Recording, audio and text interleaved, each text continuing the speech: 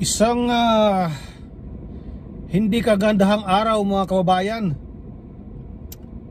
Mga kabayan,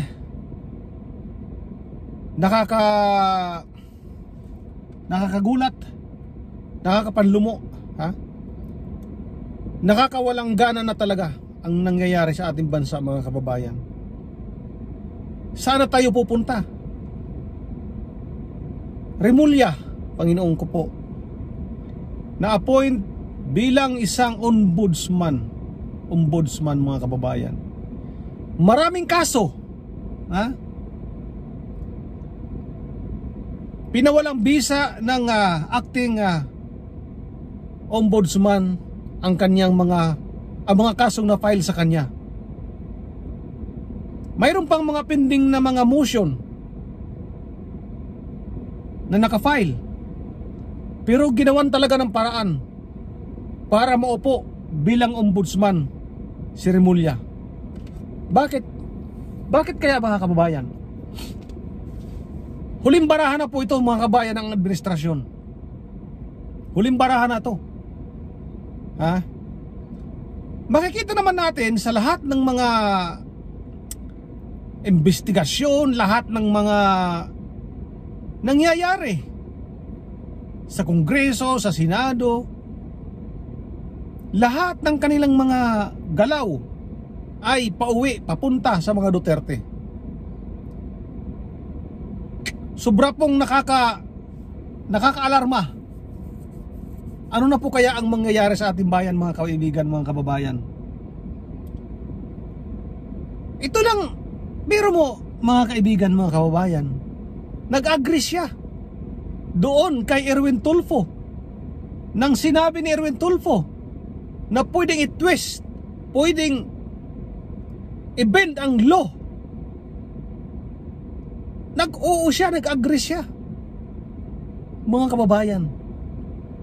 So paano na, ano pang maaasahan natin sa ating mga opisyal sa itinatalaga ng ating Pangulo na hindi natin maalaman kung may utak pa talaga? Ha? Sobra na, hindi na makatarungan ang nangyayari sa Pilipinas mga kaibigan, mga kababayan. Hindi na makatarungan. Talagang bakit inihinto ng Kongreso, ng Senado ang kanilang mga investigasyon sa korupsyon? Diyos ko, Panginoon ko, nagdudumilat ang mga ebidensya, ha? Ang mga testigo, itinuturo ang mga congressman, senador. Bakit nila inihinto? Para pagbigyan daw ang ICI, isang malaking katarantaduhan mga kababayan. Isang malaking katarantaduhan. ICI na hindi naman lang nalalaman ng tao kung ano ang kanilang mga ginagawang investigasyon. Ha? Diyos ko po, Panginoon ko, nakakapanghina talaga ng loob. Ha? Anong pagkasunod? Anong kasunod na sa ombudsman? I-appoint siya bilang Supreme Court Chief Justice?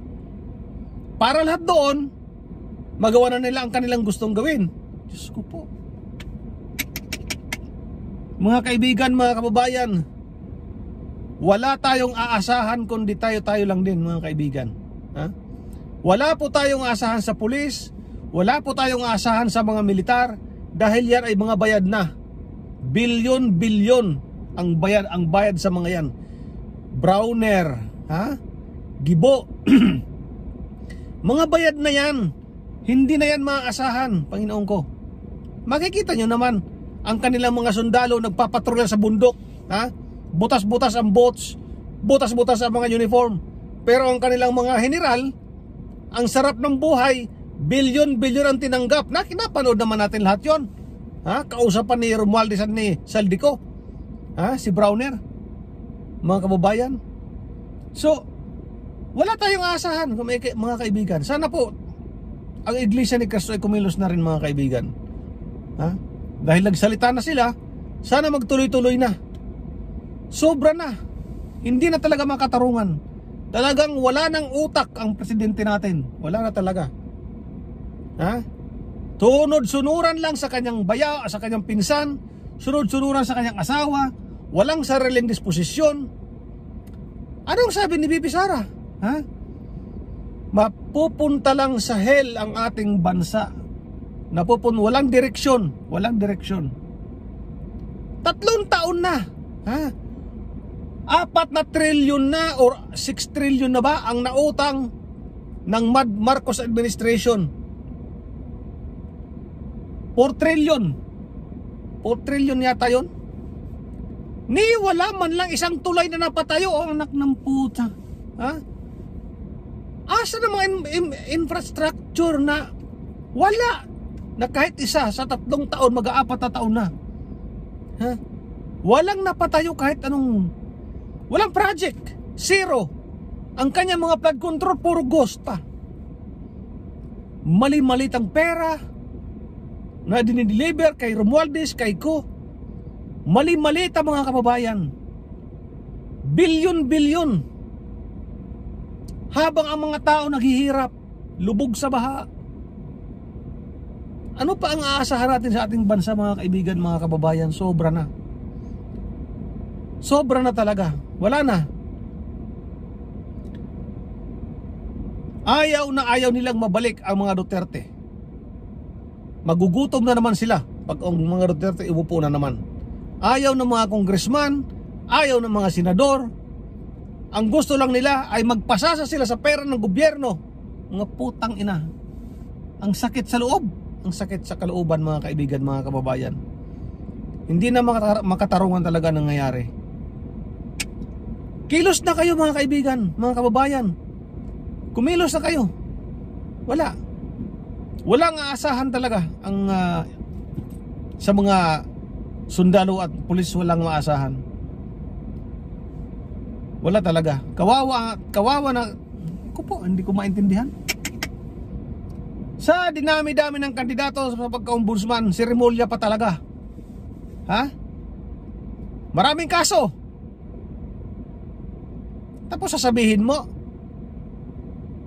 payag ka na i-twist, i-bend ang law. O ano pang asa natin dyan kung pwedeng i-bend pa lang law? Wala na. Wala na. Sana, mga kababayan, ay panalangin ko na lang ay isang araw matauhan na sana ang mga tao. Ha? Mamulat na sa katotohanan. Kaso lang talagang hirap. Hirap ngayon. O katulad ngayon sa nangyayari sa Cebu. Ha? Sa mga nabahaan. Nasaan na ngayon ang AKAP, TUPAD at AIX? Sila ngayon kayo kailangan. Ngayon nila kailangan ang TUPAD. Ngayon nila kailangan ang AKAP. Ngayon nila kailangan ang AIX na yan, pukin ang inang yan. Nasaan kayo ngayon? Mga congressman, mga senador, nasaan kayo? Wala kayong ginagawa. Putang ina kayo. Maraming salamat, mga kababayan, sa hanggang sa muli. Bye-bye, thank you.